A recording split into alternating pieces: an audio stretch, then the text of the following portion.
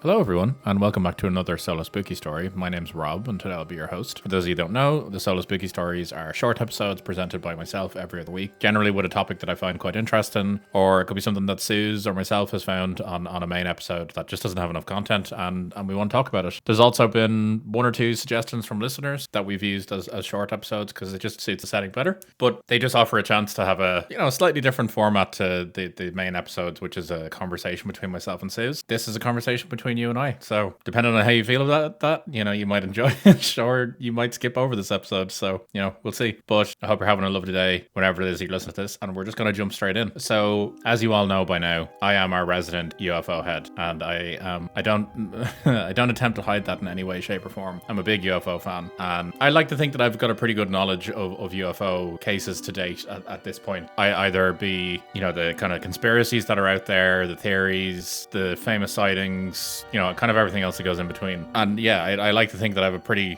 decent handle on a lot of it. However, I do love when I find a story that I've never heard of before. And today is one of these ones. And it gives me two things that I love. It's a more modern story, which is brilliant. And then number two, it combines it with my favorite of UFO sighting in the form of black triangles or triangular shaped aircraft. I'm a huge fan for these, big sucker. It probably is due to my love of the X-Files. But I'm sure it maybe goes deeper than that, but black triangles are just something that I've always found intriguing, really, really interesting. And I think if you're starting to go down the route of like US government, or I suppose Western governments using alien technology for like military craft, the triangle shaped object I think is definitely the one to go for. You've got things like the B-2 stealth bomber, which is basically a flying triangle. It's already out there. It's been around since the 90s. I'm sure there's others out there as well. We've talked about previous ones in the past, the Belgian Wave UFO, which was triangular shaped craft. We briefly touched on the Aurora project in that as well, which is again supposed to be a triangular shaped craft. So they're out there and they're pretty interesting. And today is one of those lovely occasions where I found a story that as I said, I had never heard of before, and it has triangular shaped craft. So who's not gonna love it? I certainly love it. So, and I wanted to share with all of you. So as I said, this case takes place in 2014, specifically in Swindon in the UK. So pretty close to Ireland as well. So it's checking off all the right boxes at the moment. And we are in the autumn of 2014. So one evening, a man was driving home in Swindon when he witnessed a huge black triangle while driving through the town. The details that he offered of this case, they obviously talk about black triangles and sky and things like that, but the interesting thing about this story is his report was just one of many reports of the exact same craft around the same time. So that's the interesting thing about this, is that there's a hook there. Like this, there's numerous people seeing this all around the same time. And when I kind of dug into this a little bit more, I discovered that Swindon is in an area of the UK called Wiltshire, and Wiltshire is apparently a hotbed for UFO sightings. This I did not know. And yeah, apparently this has been the case for the last like 50-60 years. There's been UFO sightings all across the region. A lot of people think that it's due to the military bases that are there, but others have said the UFO sightings aren't just linked to military bases, and some have even gone further to say that they go back thousands of years in time, when ancient druids in the area knew something about the land there today, and that's why they settled there. I don't know about that. My archaeology degree in me makes me, beg to differ, but who am I to judge? So as I said, the black triangle crafts, we've touched on them before, specifically the Belgian Wave UFO in 1989 to 1991. And these craft are generally kind of reported all having similar characteristics. They're obviously large black triangular shaped craft. They move silently through the sky. They generally have some lights on them, and like they just generally just have this kind of sinister feeling about them. And I don't know if it's due to their shape or due to the fact that they could be human or some other reason, but these stories generally feel more sinister than your typical kind of flying saucer shaped craft that you also hear about. So yeah, let's get into the story. So on the 3rd of October 2014, around 8 p.m, Sam Young, who as I said is from Swindon, he was driving home when he witnessed this just bizarre sighting overhead. He said that hovering no more than 50 feet from the ground over a housing estate was this huge black triangular craft. So Young, being a curious person decided that he was gonna, slow down and kind of have a look at it. He said that the craft was so low down, like only 50 feet from the ground, that he was almost certain that residents and other motorists must have seen it, because he said that there's no way they couldn't have seen it with it being this large and this low to the ground. So he continued to look upwards at the object, basically trying to take in as much detail as possible. And something that he recalled from this, I suppose, studying of the object, was that he noted that each corner of the object was a round, bright white light, and that in the middle on the underside was this pulsating red light. And for those of you that remember the Belgian wave, this is very, very similar,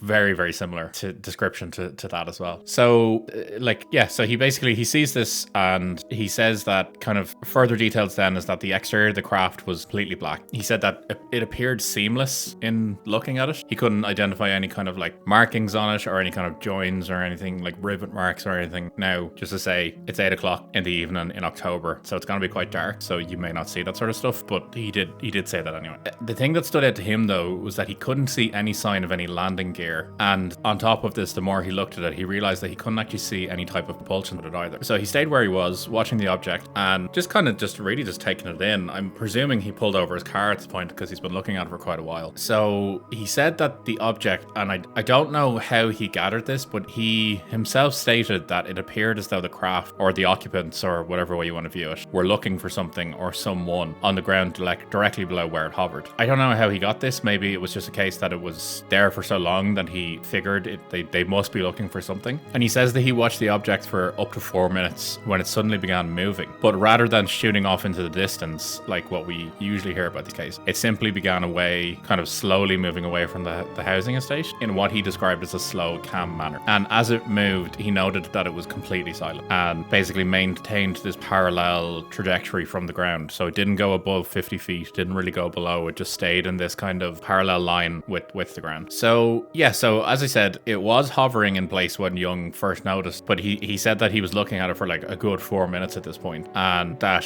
basically, seeing the craft, he figures that, he says that he had been driving on the other side of town around 15 to 20 minutes before arriving at the location, and that he eventually saw the craft and that he didn't see it overhead at that point. So he seems to be implying that he kind of saw the craft from much further away, but by the time he got to seeing it up close and personal, it had taken him about 15 minutes. So with him looking at it for about 4 minutes, we can kind of do some simple maths here and say that the object seemed to be at minimum visible to the naked eye where it was for a good 20 minutes. So he also claimed that the ground below the craft was illuminated from this bright white light present at each corner of its underside, and also the light in the middle, which I think that might have maybe suggested to him that it must have been looking for something, but that also other people had to have seen it. He said it was that bright that other people must have seen it. He figured that as the craft was moving away, it was only moving at about 15 miles per hour, which is pretty slow when you think about it, it's less than 30 kilometers an hour. And it appeared to be heading in the direction of a location in Swindon called the Magic Roundabout, which is a great name, great TV show, by the way, but great name for this case. So he says that the craft moving towards this Magic Roundabout, it was kind of slowly making its way there. But just before it reached the roundabout, he says the object banked to the right before climbing vertically. As the object began to climb, he could once again see the underside of the object, and from this perspective, he could tell that there was what he described as a bulkiness to the craft, and that it appeared to be particularly robust. So it was a thick craft, it's been hitting the gym, bit stacked. But he says that within a few moments, it disappeared into the blackness of the evening sky. Now, Sam Young's sighting was just one of many sightings of black triangular objects in the UK at the time. So other sightings around the same time. So just around 10 o'clock on the 22nd of October. So we're talking, 3 weeks after Sam had seen this. An anonymous witness was standing at their back door in Norwich, which isn't too far away, when they reported seeing an entire group of black triangle-shaped objects overhead. They said that because it was a particularly dark, moonless night, they actually thought the objects were basically a cluster of clouds against the sky, but that they noticed that the rest of the sky was clear and cloudless. They realized that they were actually looking at something altogether completely different. It was at that point then that they noticed that the cluster of objects were moving, and as they started them further, they actually noticed that there were 3 of them and that they were moving in this formation. They noted that the craft, one of them was clearly in kind of a lead position, so I'm kind of imagining them traveling in this V shape with the others positioned behind it and one either side. So again, similar to Sam, they recalled that the objects remained completely silent as they moved. They were huge craft, and that they too were just these black silent craft, just completely seamless, just moving across the sky. Several weeks later then, about a month after Sam's sighting, so around the 8th of November in Wigan, again, another resident came forward reporting seeing a triangle-shaped craft in the sky, but this time it was lit up. It was moving across the night sky, and the witness was certain that the lights were moving basically with it. So he saw the lights initially shining against the clouds in the sky and wasn't sure what they were, but as he saw the lights moving across the cloud, he figured it was a craft, probably a plane, and then it emerged from the clouds, and he could very clearly see that this in fact was a triangular shaped craft, not a plane, or at least a plane that we know it. So yeah, it's one of these really just interesting things that there's numerous sightings happening around here. There was also reports of a sighting in Oregon in the States 2 weeks after this, where a husband and wife noticed a massive black triangle, that's exactly how they described it, moving overhead slightly ahead of their location. They claimed that the object was about 50 feet in width, and they were certain that it made no sound whatsoever. They said that again it was moving at a slow pace, and that it remained in view for around 5 minutes before disappearing off of the distance. So they weren't really too sure about this, what they had seen. They claimed that they lived near a military base, and they were used to seeing craft in the sky, and that they'd never seen anything like this. So that's what made it stand out. So yeah, kind of just wrapping it up then, there was kind of one additional sighting that I had heard about when I was looking into this. Now, this wasn't a report of a black triangle as such, but it was a sighting that also occurred in Swindon, and it was only a few years prior to Sam's sighting. So according to a report in a local newspaper, a student at the time, Chris Moran, he spotted a strange oval-shaped object, and this was around the 12th of March 2007, I think. So he stated that he first spotted the object out of the corner of his eye before turning in its direction. He said that the object was fairly bright and that was hanging in the sky.